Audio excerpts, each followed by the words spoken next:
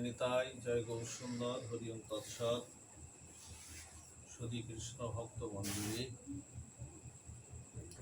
আমরা আজকে শ্রীমদ্ ভগবত গীতার একটি শ্লোকের পরে একটু আমরা আস্বাদন রাখবো। আপনারা জানেন যে শ্রীমদ্ ভগবত গীতা হলো আমাদের জীবনের গ্রন্থ। এই গীতা আমাদের দিক নির্দেশনা দিয়েছে কিভাবে আমরা জীবনের পথে আমরা চলব। সেই নির্দেশনায় কুরুক্ষেত্রের যুদ্ধে ভগবান পার্থসারথী ভগবান শ্রীকৃষ্ণ অর্জুনকে উদ্দেশ্য করে তাই সেই গীতার সেই উপদেশ আর সম্বলিত সেই তত্ত্বগুলি আমাদের অর্জুনের মাধ্যম দিয়ে আমাদেরকে জানিয়েছিলেন। সেই শ্রীমদ্ ভগবত গীতা হলো আমাদের জীবনের দলিল। তাই এই গ্রন্থটি আমাদের হৃদয়ে ধারণ করতে হবে। আমাদের ছেলে মেয়েদের এই গীতার আলোকে তাদের শিক্ষায় শিক্ষিত করতে হবে, জাগতিক বিদ্যা পড়াশোনার পাশাপাশি। তো দেখুন, গীতার প্রত্যেকটি শব্দ, প্রত্যেকটি শ্লোক আমাদের জীবনে আমাদের প্রয়োগ করা প্রয়োজন। আমরা একটি শ্লোকের পরে একটু আস্বাদন করি কিভাবে ভগবান তার ভক্তের ভার বহন করেন। গীতার নবম অধ্যায়ের 22 শ্লোকে গোবিন্দ বলেছেন যে অর্জুন অনন্য চিন্তয়ন্ত মাং জন পর্যুপাসতে তেষাং নিত্যাভিযুক্তানাং যোগক্ষেমহম্মহম। বলছেন, হে অর্জুন, অনন্য চিত্তে কোন ভক্ত যদি আমাকে স্মরণ করে, আমার প্রতি তার যদি শরণাগতিতা থাকে, আমি ওই ভক্তের ভার আমি গ্রহণ করি এবং তার যোগ এবং ক্ষেম এই দুটোকে আমি পূরণ করি। যোগক্ষেম বহাম্মহম। আমি শুধু ভক্তকে আমি দেই না, ভক্তের বাড়ি গিয়েও আমি তার সেই দ্রব্যাদি আমি বইয়ে দিয়েও আমি ভগবান আসি। এমনই একটি তত্ত্ব। যোগক্ষেম মানে আজকে যে আমাদের যা কিছু নাই ভগবান যেমন পূরণ করেন, তেমনি আমাদের যা কিছু আছে সেটা ভগবান রক্ষা করেন। শুধু ভক্তমণ্ডলী, আপনারা জানেন, ভগবান যদি আমাকে রক্ষা না করেন, আমার সবকিছুকে তিনি যদি রক্ষা না করেন, জগতে এমন কোনো বন্ধু নাই, এমন কোনো বান্ধবও নাই যে আমার সবকিছুকে তিনি রক্ষা করতে পারেন। তিনিই একমাত্র আমার পরম বন্ধু, তিনিই একমাত্র আমার পরম সুহৃদ, যিনি আমার সকল কিছুকে তিনি রক্ষা করেন। আজকে এই বিশ্বাসটা, এই ভক্তিটা আজকে আমাদের সনাতনীদের জীবনে নাই। এই বিশ্বাস ভক্তির অভাবেই আজকে আমাদের চরম বিপর্যয়। আমাদের এই বিশ্বাস ভক্তি নাই বলে দেখুন, একটা লীলার মাধ্যমে আমরা একটু আস্বাদন করার আমরা চেষ্টা করি। এক ভক্ত ছিলেন, তার নাম হলো অর্জুন মিশ্র। আপনারা সকলে জানেন, হয়তো লীলাটি শ্রবণ করেছেন। কিন্তু কৃষ্ণ কথা, ভাগবত কথা এমন বারবার শ্রবণ করতে হয়, বারবার শ্রবণ করে হৃদয়ঙ্গম করতে হয়। এই হলো কৃষ্ণ কথার মাহাত্ম্য। এই অর্জুন মিশ্র ছিলেন পরম ভক্ত, ভগবানের পরম উপাসক, যিনি প্রতিদিন গীতা অধ্যয়ন করতেন। গীতা অধ্যয়ন না করে তিনি জলস্পর্শ করতেন না, কিছু গ্রহণও করতেন না। আর এই অর্জুন মিশ্র তার পরিবারটি তিনি ছিলেন ভিক্ষার উপর নির্ভরশীল। প্রতিদিন মাদুকারি করতেন, আর যা কিছু মাদুকারিতে যা কিছু হতো তাই দিয়ে ভগবানের ভোগ নিবেদন করে পরিবারের সবাই মিলে প্রসাদ পেতেন। এমনই একজন নিষ্কিঞ্চন ভক্ত ছিলেন অর্জুন মিশ্র। তা শুধু ভক্তমণ্ডলী, তিনি আজকে গীতা পড়ছেন। গীতা পড়তে পড়তে নবম অধ্যায়ের 22 নম্বর শ্লোকটি আস্বাদন করছেন। আস্বাদন যখন করছেন তখন উনি এই অনন্য চিন্তয়ন্ত মাং দুজন পর্যুপাসদের তেসাং নিত্যাভিযুক্তানাং যোগস্কেম বহম মহম। তখন তিনি ভাবছেন, ভগবান তো কারোর বাড়িতে দ্রব্য বয়ে দিয়ে যান না, ভগবান দেন ভক্তকে। কিন্তু ভগবানের এমন কি দায় পড়েছে, এমন কি হয়েছে যে ভগবান ভক্তের বাড়িতে দ্রব্য বয়ে দিয়ে যান? তখন অর্জুন মিশ্র কি করেছে, গীতার ওই বহম মহম যে শ্লোকটি, বহম মহতের শব্দার্থটি, ওই শব্দার্থটি কেটে দিয়ে ওখানে লিখেছেন দদাম মহম। কিন্তু আপনারা জানেন শুধু ভক্তমণ্ডলী, ভগবান বলেছেন গীতামি হৃদয়াঙ্গ পার্থ গীতামে সারমোত্তমম, গীতামে পরম গুরু, গীতামে পরম গুজ্জ, গীতামে পরম গুরু। অর্থাৎ গীতা হলো ভগবানের হৃদয়। আমাদের যেমন হৃদয় বাদ দিয়ে আমরা চিন্তা করতে পারি না এই দেহকে, তেমনি ভগবানের হৃদয় হলো গীতা। আজকে সেই শ্লোকটি কেটেছে, আজকে ভগবানের হৃদয় দিয়ে ক্ষরণ হচ্ছে, রক্তক্ষরণ হচ্ছে ভগবানের।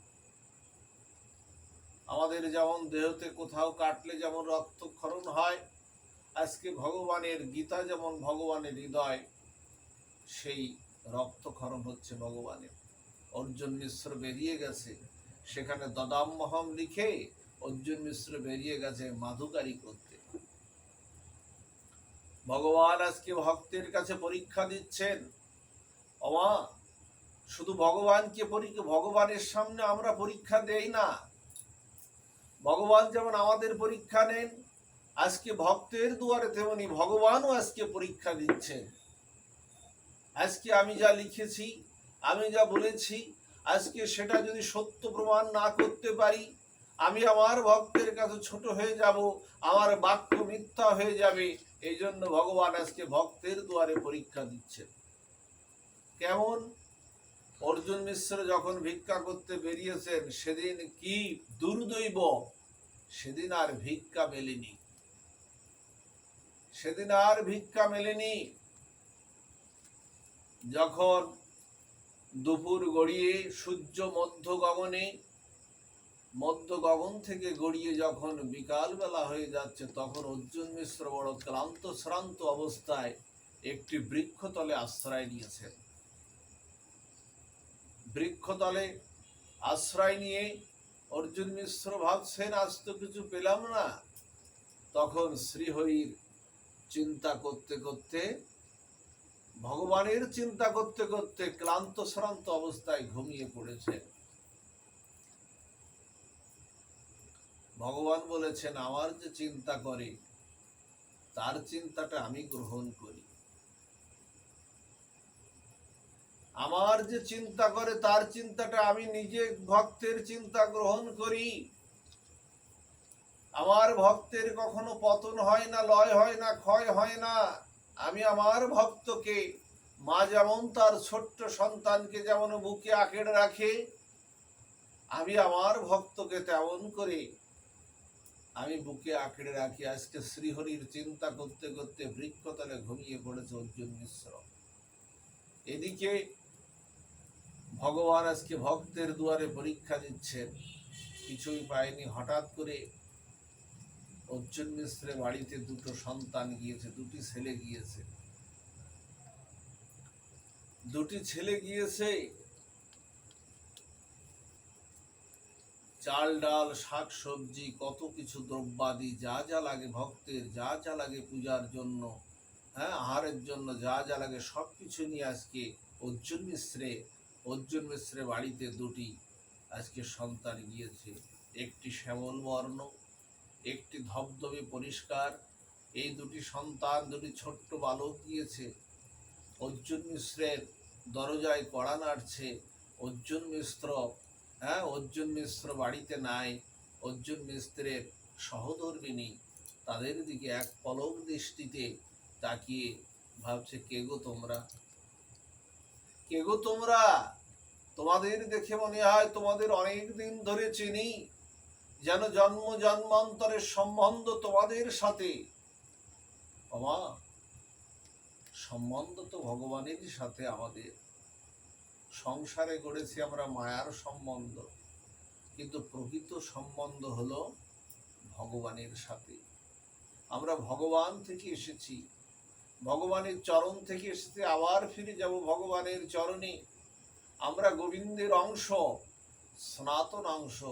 তাই তো গোবিন্দ পুরুষোত্তম যোগের 7 নম্বর শ্লোকে গোবিন্দ বলেছেন যে মমৈবাংশ জীবলোক জীবভূত সনাতন মন ষষ্ঠানীন্দ্রাণী প্রকৃতিস্থানী কর্ষতি।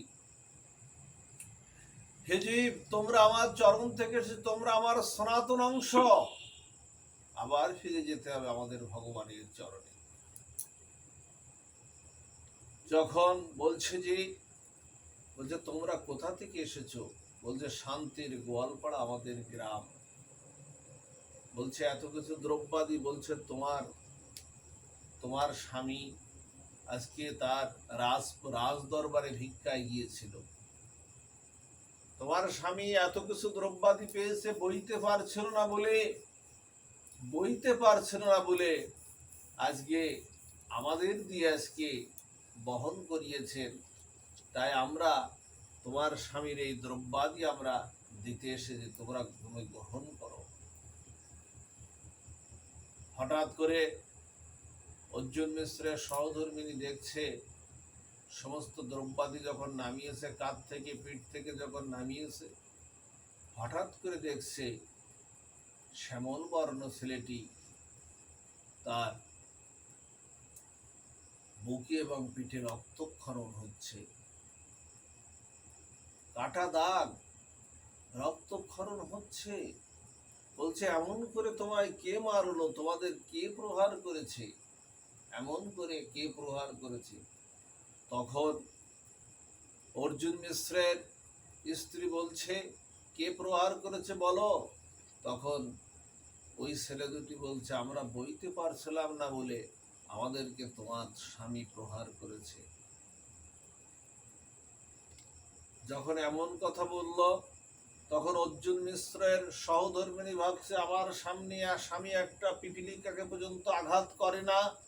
আমি আমার সারা জীবনে দেখেছি একটা পিপীলিকাকে পর্যন্ত আমার স্বামী আঘাত করে না। আজ তোমাদের মতো এত সুবোধ দুটি বালককে, এত সুন্দর দুটি বালককে আঘাত করেছে, যে আমার বিশ্বাস হয় না।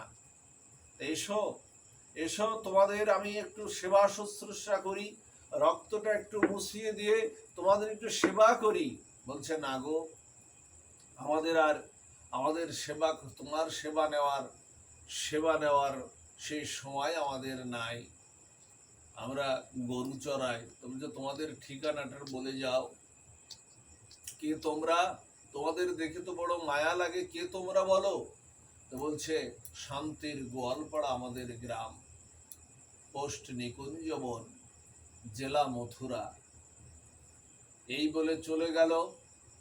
যখন চলে গেল, তখন অর্জুন মিশ্রের সহধর্মিণী স্ত্রী সমস্ত দ্রব্যাদি, চাল ডাল শাকসবজি সমস্ত দ্রব্যাদি দিয়ে, আজকে স্বামীর দেরি হচ্ছে বলে আজকে নিজেই ভগবানের ভোগ রন্ধন করে, নিজেই আজকে নিবেদন করে আজকে বসে আছে স্বামীর অপেক্ষায়, কখন স্বামী ফিরবে, কখন স্বামী ফিরলে একসাথে প্রসাদ পাবো। আজকে মনে হয়েছে যে কোনো কারণে হয়তো স্বামীর দেরি হয়ে গেছে, কিন্তু গোবিন্দের ভোগের সময় তো যদি চলে যায় তাহলে অপরাধ হয়ে যাবে। সেইভাবে নিবেদন করে আজকে বসে আছে। অর্জুন মিশ্র যখন সেই বৃক্ষতলে যখন ঘুমটা ভেঙেছে, তখন দেখে সন্ধ্যা সমাগত প্রায়। অর্জুন মিশ্র ভাবছে, আমি ঘুমিয়ে পড়লাম, আজকে কিছুই মাধুকারিত হয় নাই, আজকে আমি রিক্ত নিঃস্ব, আজকে কি খাওয়াবো, কি প্রসাদ পাবে, আজকে গোবিন্দের জন্যই বা কি দেব, আজকে নিজেরাও বা কি আহার করব। এইভাবে মনে চিন্তা করতে করতে বাড়িতে ফিরছে, রিক্ত নিঃস্ব শূন্য হাতে আজকে বাড়িতে ফিরছে অর্জুন মিশ্র। বাড়িতে ফিরিয়ে দরজায় দেখে দাঁড়িয়ে আছে পতিব্রতা স্ত্রী দাঁড়িয়ে আছে। বলছে, কি গো, তুমি এতক্ষণ দেরি করে ফিরলে, এত দেরি করে ফিরলে, এত দেরি করে ফিরলে কেন? এসো, তাড়াতাড়ি এসো, তাড়াতাড়ি হাত মুখ দিয়ে প্রসাদ পেয়ে নাও। অর্জুন মিশ্র ভাবছে তার স্ত্রী মনে হয় উপহাস করছে, আজকে কিছু পাইনি বলে উপহাস করছে। তো বলছে, দেখো, আজকে আমি কিছুই পাইনি, আমার গোবিন্দের জন্য, আমার ভগবানের জন্য নিবেদন করার জন্য আজকে কোথাও কিছু পাইনি।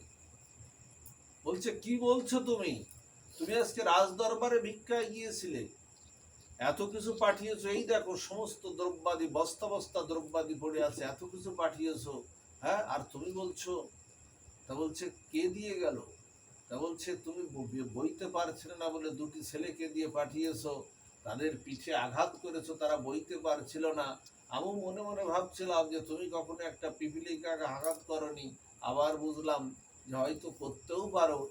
এমন ভাবে দুটি ছেলে, একটি শ্যামল বর্ণ আর একটি ফর্সা ছেলে, দুটি ছেলে এসে দিয়ে গেল। আমি তাদেরকে জিজ্ঞাসা করলাম, তোমরা একটু বসো, সেবা শুশ্রূষা।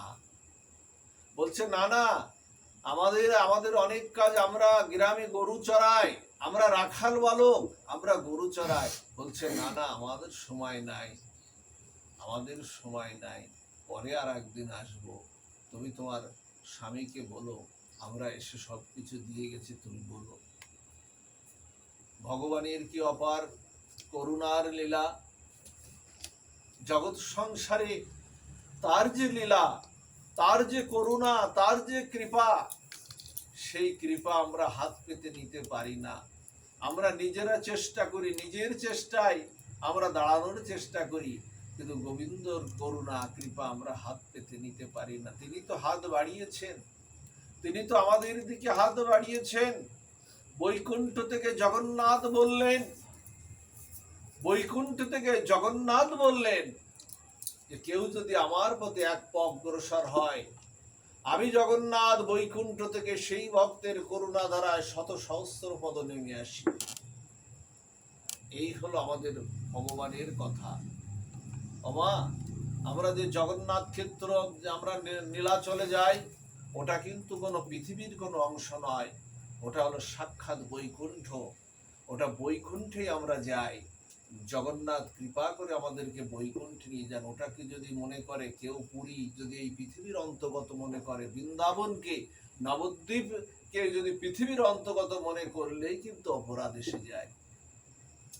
তা যা হোক, এই কথা যখন অর্জুন মিশ্রের স্ত্রী বললেন, তখন অর্জুন মিশ্র অত্যন্ত তত্ত্বজ্ঞানী মানুষ ছিলেন, যিনি গীতা অধ্যয়ন করতেন। গীতা না পড়ে তিনি জলস্পর্শ করতেন না। সেদিন তিনি বুঝে গেলেন, আজকে আমি ভগবানের হৃদয় কেটেছি, এই জন্য ভগবানের বুকে পিঠে রক্তক্ষরণ হয়েছে। স্ত্রীকে জড়িয়ে ধরে আলিঙ্গন করে বলছে, গো, তুমি বড় ভাগ্যবান, তোমার মতো ভাগ্যবান জগৎ সংসারে বিরল। আমি সারা জীবন গীতা পড়েছি, গীতা অধ্যয়ন করেছি, ওই গোবিন্দের আজকে দর্শন আমি পেলাম না, আজকে তুমি দর্শন পেলে, তুমি ভাগ্যবান। স্ত্রীকে আলিঙ্গন করলেন, তুমি ভাগ্যবান। তাড়াতাড়ি আলিঙ্গন করে আবার বসলেন গীতা পাঠে গিয়ে বললেন, প্রভু, আজকে আমি বুঝেছি, এই শ্লোকের মর্মার্থ আমি বুঝেছি। আমি মহাম্মাম কেটেছি বলে তোমার হৃদয় কেটে গেছে, তোমার রক্তক্ষরণ হয়েছে। গীতা তো তোমার হৃদয়, আমি আজকে শ্লোক কেটেছি বিদায়, আজকে তোমার হৃদয় কেটে গেছে। প্রভু, তুমি শুধু আমার বিশ্বাস ছিল না, আমি দদাম্মহ আবার কেটে দিয়ে আবার মহম্মম আমি সেই জায়গাটাই পূরণ করলাম। আমি আজকে বুঝেছি, তুমি শুধু ভক্তকে তুমি শুধু দাও না, ভক্তের বাড়িও তুমি তোমার ভক্তের দ্রব্যাদি তুমি বয়ে দিয়ে যাও। এই হলো ভগবানের অপূর্ব মাহাত্ম্য লীলা।